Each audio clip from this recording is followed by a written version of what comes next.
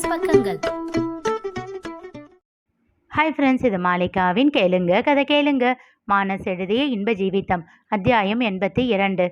உற்சாகமாக கோயிலுக்குள் நுழைந்த இன்பரசன் வாயிலிலேயே ஜீவிதாவின் காலணிகளை கண்டான். அவள் இன்னும் கிளம்பவில்லை என்று புரிய வேகமாக உள்ளே நுழைந்தான். அங்கே அவள் கையை பிடித்து யாரோ பேசிக்கொண்டிருப்பதை பார்த்தான். சொந்த ஊரில் தெரிந்தவர்களுக்கா பஞ்சம் என்று தனக்குள் சொல்லிக்கொண்டு அவர்களை நோக்கி நடந்தான். அப்போது அவர்கள் இருவரும் ஓரிடத்தில் சென்று அமர சிறிது யோசித்தான். ஊருக்கு வரவே சம்மதிக்காதவள், இங்கு வந்தும் எங்கும் வெளியே செல்லாமல் வீட்டிலேயே அடைந்து கிடந்தவள், அக்கம் பக்கம் என்று யாரிடமும் பேசாமல் இருந்தவள், இப்போது ஒருவரிடம் அமர்ந்து பேசிக்கொண்டிருக்கிறாள் என்றால் அதை ஏன் கெடுக்க வேண்டும் என்று எண்ணிக்கொண்டு அவர்கள் அமர்ந்திருந்த தூணுக்கு அடுத்த தூணில் சாய்ந்து நின்று அவர்கள் பேசி முடிப்பதற்காக காத்திருந்தான். அப்போதுதான் அவர் கேட்டார், லவ் மேரேஜ் தானே? அதற்கு ஜீவிதா குற்ற உணர்ச்சியால் திருமணம் செய்தேன் என்று சொல்ல பெரியதாக திகைத்தான் இன்பரசன். அதன் பிறகு அவர்கள் பார்த்திடாதபடி சற்று மறைந்து நின்று அவர்கள் பேசுவதை கேட்கத் தொடங்கினான். அவர்கள் வாயிலிருந்து வந்த செய்திகள் அனைத்தும் அவனுக்கு புதிது. அவர்கள் பேசியதில் பாதி புரிந்தும் பாதி புரியாமலும் இருந்தன. இறுக்கமான முகத்தோடு அனைத்தையும் கேட்டு முடித்தவன் ஜீவிதாவின் முகத்தை நோக்கினான். அதில் தெரிந்த வேதனை அவன் மனதை வருத்தியது. சில நிமிடங்களில் ஜீவிதா கிளம்பி சென்றுவிட சிறிது நேரம் அமைதியாக அப்படியே நின்றிருந்தான். பிறகு பலவிதமாக யோசித்த பிறகு அவர்கள் பேசிக்கொண்டிருந்த போது அவன் எடுத்த அந்த பெண்மணியின் புகைப்படத்தை ஒரு எண்ணுக்கு அனுப்பினான். சுரேஷ், இவங்களை பற்றின ஃபுல் டீட்டெயில்ஸ் வேணும். பிறகு அங்கிருந்து கிளம்பி ஸ்டேஷனுக்கு சென்று விட்டான். மாலை தன் ஸ்டேஷன் அறையில் கண்களை மூடி அமர்ந்திருந்தவனின் சிந்தனையை கலைத்தது அவன் செல்போனிற்கு வந்த மெசேஜ். எடுத்து பார்த்தான். அந்த பெண்மணியின் தகவல்கள் அதில் இருந்தன. பெயர் பொற்கொடி, மனநல மருத்துவர் என்று மேலும் சில தகவல்களோடு இருந்தது. படித்து முடித்தவனின் முகம் இறுகி போனது. வேகமாக எழுந்து ஆதவனை காண சென்றான். கோவிலிலிருந்து வந்ததிலிருந்து பலத்த யோசனையில் இருந்தார் பொற்கொடி. ஏனோ ஜீவிதாவின் நிலை அவருக்கு நெருடியது. அதனால் ராஜாராமனை அழைத்தார். சொல்லுங்க மேடம், எப்படி இருக்கீங்க?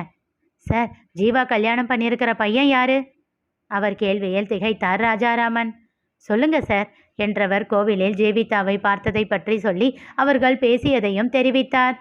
எனக்கு என்னவோ ஜீவா ரொம்ப டிஸ்டர்ப்டாக இருக்கிற மாதிரி தோணுது. ப்ளீஸ், இப்போ அவளுக்கு உங்கள் துணை தேவை. என்ன பண்ணணுமோ பண்ணுங்க. ப்ராப்ளம் வந்தால் ரொம்ப உடஞ்சிடுவா. அவள் பக்கத்திலேயே இருங்க. சரி மேடம், நான் பார்த்துக்கிறேன் என்றவர் மனதிலும் பயம் சூழ்ந்தது. என்ன செய்வது என்று புரியாமல் தவித்தார். நீண்ட யோசனைக்கு பிறகு ஆதவனின் உதவியை நாடலாம் என்று எண்ணி கிளம்பினார். கராத்தே பள்ளியின் அலுவலக அறையில் ஆதவன் அமர்ந்திருக்க அவன் மனைவி அழைத்தாள். சொல்லு ரஞ்சனா, இன்னைக்கு உங்கள் தங்கச்சிக்கு வெட்டிங் ஆனிவர்சரி இல்லை? அதுதான் தெரியுமே. சொல்கிறத கேளுங்க. அண்ணனையும் உங்கள் தங்கச்சியும் ராத்திரி விருந்துக்கு நம்ம வீட்டுக்கு இன்வைட் பண்ணுங்க. அப்படியா? சரி, மாப்பிள்ளை கிட்ட கேட்டு பார்க்குறேன். ஐயா, அவர் என்ன சொல்ல போகிறாரு? சந்தோஷமாக வருவார். நீங்கள் உங்கள் தங்கச்சிக்கிட்ட கேளுங்க முதல்ல. சின்னதாக சிரித்து கொண்டே சரி என்றான். ரஞ்சனா அழைப்பை தொண்டித்தவுடன் ஜீவிதாவை அழைத்தான். ரிங் சென்று கொண்டே இருக்க அவள் அழைப்பை ஏற்க காத்திருந்தான். அப்போது ஒரு புயலை போல் கதவை திறந்து உள்ளே நுழைந்தான் இன்பரசன். அவன் வேகம் கண்டு பதறி செல்போனை டேபிளின் மேல் வைத்துவிட்டு அவசரமாக எழுந்தான். என்ன ஆச்சு மாப்பிள்ள? ஏன் இவ்வளவு பதட்டம்? ஆதவன், நான் கேட்குற கேள்விங்களுக்கெல்லாம் எனக்கு ஒழுங்கா பதில் சொல்லணும். அதட்டலாக ஒலித்த குரலில் பயந்து போனான் ஆதவன். ஏனெனில் அவன் மச்சான் என்று அழைக்காமல் ஆதவன் என்ற பெயர் சொல்லி அழைத்தால் அவன் பயங்கர கோபத்தில் இருக்கிறான் என்று அர்த்தம். கேளுங்க மாப்பிள்ள என்றான் இறங்கிய குரலில். ஜீவிதாவோட 13 வயசில் அவளுக்கு என்ன ஆச்சு? அவன் கேள்வியை விட அவன் விழிப்பில் திகைத்தான் ஆதவன். ஏனெனில் இதுவரை ஜீவிதா என்று முழு பெயரால் குறிப்பிட்டு அவன் கூறியதே இல்லை. ஜீவா என்று சொல்லும் போதே அவன் குரல் பாகாய் உருகும். என்ன பிரச்சனைன்னு தெரியலையே. ஒருவேளை அவன் மனநல சரியில்லாமல் இருந்தது இவருக்கு கோபமா? சேச்ச, அதுக்கெல்லாம் மனைவியை வெறுக்கிற ஆள் இவர் இல்லை. ஒருவேளை இத்தனை வருஷமா ஜீவா அதை மறைச்சிட்டான்னு கோபப்படுறாருன்னு நினைக்கிறேன். இவன் ஏன் இப்படி அந்த விஷயத்த மறைச்சு வச்சா? சொன்னா புரிஞ்சுக்க முடியாத அளவுக்கு பக்குவம் இல்லாதவரா இவரு? இல்லை, அந்த ஒரு காரணத்துக்காக இவளை வேண்டாம்னு சொல்லிட போறாரா? தனக்குள்ளேயே கேட்டுக்கொண்டிருந்தான் ஆதவன். ஆதவன், கர்ஜனையான குரலோடு டேபிளில் தன் உள்ளங்கையை ஓங்கி அடித்து அவனை நிகழுலகிற்கு கொண்டு வந்தான் இன்பரசன். அதில் உள்ளம் திடுக்கிட்டு ஓரடி பின்னே நகர்ந்து விட்டான் ஆதவன். சொல்லுங்க. சொல்கிறேன் மாப்பிள்ள, சொல்கிறேன். பயத்தில் வெறும் காற்றுதான் வந்தது அவனுக்கு. தொண்டையை செருமி சரி செய்து கொண்டு கூறினான். அவளுக்கு 13 வயசாக இருக்கிறப்போ ஒரு ஆக்சிடெண்ட்டை நேரில் பார்த்துட்டா. அதில் அவள் டிஸ்டர்ப் ஆகி ரொம்ப பயந்து மென்டலி அஃபெக்ட் ஆகிட்டா. ஆனால் சில மாதத்துலேயே சரி பண்ணிட்டோம் மாப்பிள்ள, அவசரமாக கூறினான். அவன் முன் கை நீட்டி நிறுத்தியவன், அவதான் அந்த ஆக்சிடெண்ட்டை பண்ணாளா என்றான். ஐயையோ இல்லை மாப்பிள்ள, எங்கள் சித்தப்பா போய் பார்த்தப்போ இவ ஒரு ஓரமாக தான் நின்றுக்கிட்டு இருந்திருக்கா. ஆனால் அந்த லேடியோட இறப்பை நேரில் பார்த்ததுனால பிரம்ம பிடிச்ச மாதிரி இருந்திருக்கா. அவனுக்கு ஏதோ புரிந்தது. மெல்ல ஆதவனிடம் இருந்து பார்வையை விலக்கி அருகிலிருந்து ஜன்னல் அருகே சென்றான். வெளியில் தன் பார்வையை பதித்து கேட்டான், இது எப்போ நடந்துச்சு? அவன் வருடத்தை கூறினான். இன்பாவின் கை ஜன்னல் கம்பியை பற்றியது. மாசம் அவன் கூறினான். இன்பாவின் பிடி இறுகியது. தேதி அது சரியா ஞாபகம் இல்லை மாப்பிள்ள. ஆதவன் தயங்கியபடி சொல்லி கொண்டிருக்கும் போதே கதவை வேகமாக திறந்து கொண்டு உள்ளே நுழைந்தார் ராஜாராமன். ஆதவா, ஜீவாவும் மாப்பிள்ளையும் இங்கே வந்துட்டாங்களாம், உனக்கு தெரியுமா? பதட்டத்தோடு ஒலித்தது அவர் குரல். ஆதவன் ஒரு முறை அவரை கண்டு திகைத்து தன் பார்வையை இன்பரசன் பக்கம் திருப்பினான். அப்போதுதான் அவரும் அவனை கவனித்தார். அவன் முகம் இறுகி போய் அவரையே பார்த்து கொண்டிருந்தான். மாப்பிள்ள, அவர் உதடுகள் அன்னிச்சையாக உச்சரித்தன. கூர்மையான பார்வையோடு அவரை நெருங்கினான். மாப்பிள்ளையா? அப்போ உங்களுக்கு என் மேலே கோபம் இல்லை, உங்கள் பொண்ணு மேலேயும் கோபம் இல்லை, ரைட்? எச்சில் கொட்டி விழுங்கினார். சொல்லுங்க, உங்கள் பொண்ணு எதுக்கு என்ன கல்யாணம் பண்ணிக்கிட்டா? அவர் முகம் அப்பட்டமாக அதிர்ச்சியை காட்டியது. எதுக்கு இந்த ஊருக்கு வரமாட்டேன்னு பிடிவாதம் பிடிச்சா? ஏன் இங்கே வந்து பயந்துக்கிட்டே இருக்கா? மாப்பிள்ள, அது எனக்கு என்ன தெரியக்கூடாதுன்னு நினைக்கிறா. அவர் பதில் சொல்லவில்லை. அப்போ நான் யாரோட பையன்னு உங்களுக்கும் தெரியும் இல்லை? இதுவரை கம்பீரமாகவும் கடுமையாகவும் ஒலித்த குரல் இதை கேட்டபோது உடைந்து விட்டது. கண்கள் கலங்க கேட்டவனை புரியாமல் பார்த்தான் ஆதவன். மாப்பிள்ள, என்ன சொல்றீங்க? ஏதோ சொல்ல வந்தவனை முகம் பார்க்காமல் கை நீட்டி நிறுத்தினான். அவன் பார்வை எல்லாம் ராஜாராமனிடத்திலேயே இருந்தது. அவன் பார்வையை தாங்க முடியாமல் தலை குனிந்தார். உங்க பொண்ணு என்னை ஏமாத்திட்டா இல்லை?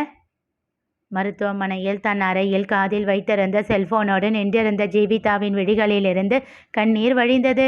விருந்துக்கு அழைப்பதற்காக ஜீவிதாவை அழைத்த ஆதவன் அவள் அழைப்பை ஏற்கும் முன் இன்பரசன் வந்ததால் அவன் கோபத்தை கண்டு பயந்து செல்போனை அப்படியே டேபிளின் மேல் வைத்துவிட்டு எழுந்து அவனிடம் பேசிக்கொண்டிருந்தான். அழைப்பை ஏற்ற ஜீவிதா அங்கே அவர்கள் பேசுவதையெல்லாம் இத்தனை நேரம் கேட்டுக்கொண்டிருந்தாள். இன்பாவின் வாயிலிருந்து வந்த உங்க பொண்ணு என்ற வார்த்தை அவளை உடைத்தது. ஏன் ஜீவா இல்லையா இன்பா? அவ்வளவுதானா? இனி எப்பவுமே இல்லையா? நான் ஏமாத்துனது தெரிஞ்சிடுச்சு. அது மட்டுமா? எல்லாமே அவருக்கு தெரிஞ்சிடுச்சு. அதற்கு மேல் அவன் பேசும் பேச்சை கேட்க திராணி இல்லாமல் அழைப்பை துண்டித்தாள்.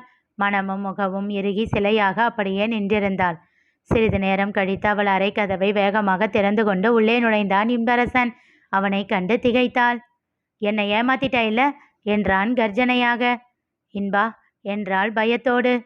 சி, என் பேரை சொல்கிற தகுதி கூட உனக்கு கிடையாது. என் அம்மாவை கொன்னுட்டு என் கூடவே எப்படி உனக்கு என்னை பார்க்குறப்போ எல்லாம் உறுத்தவே இல்லையா? அது சரி, அதுக்கு மனசாட்சின்னு ஒன்று இருக்கணும் இல்லை? என்னெல்லாம் பிளான் பண்ணி என்னை ஏமாற்றி இருக்க. நானும் பைத்தியக்காரன் மாதிரி நீ உண்மையாக என்னை காதலிச்சான்னு நினச்சி உன் கூட வாழ்ந்துக்கிட்டு இருந்தேன். நீ என்ன எனக்கு வாழ்க்கை பிச்சு கொடுக்குறியா? என் அம்மாவை விட எதுவும் எனக்கு பெருசாக தெரியாது. உன்னை பார்க்கவே எனக்கு பிடிக்கல. இனி என் முன்னாடி கூட வந்துடாது.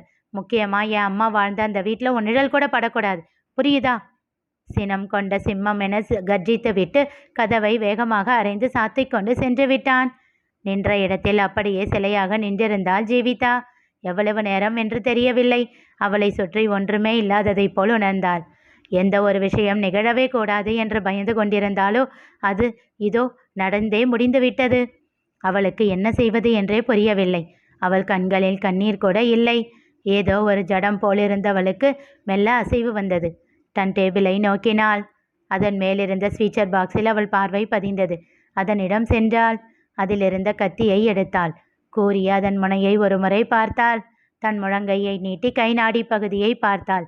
எங்கே வெட்டினால் உயிர் போகும் என்ற மருத்துவ அறிவோடு அந்த இடத்தில் கத்தியால் கிழித்தாள். ரத்தம் சொட்ட சொட்ட அப்படியே நின்றிருந்தாள். சிறிது நேரத்தில் மயங்கி சரிந்தாள்.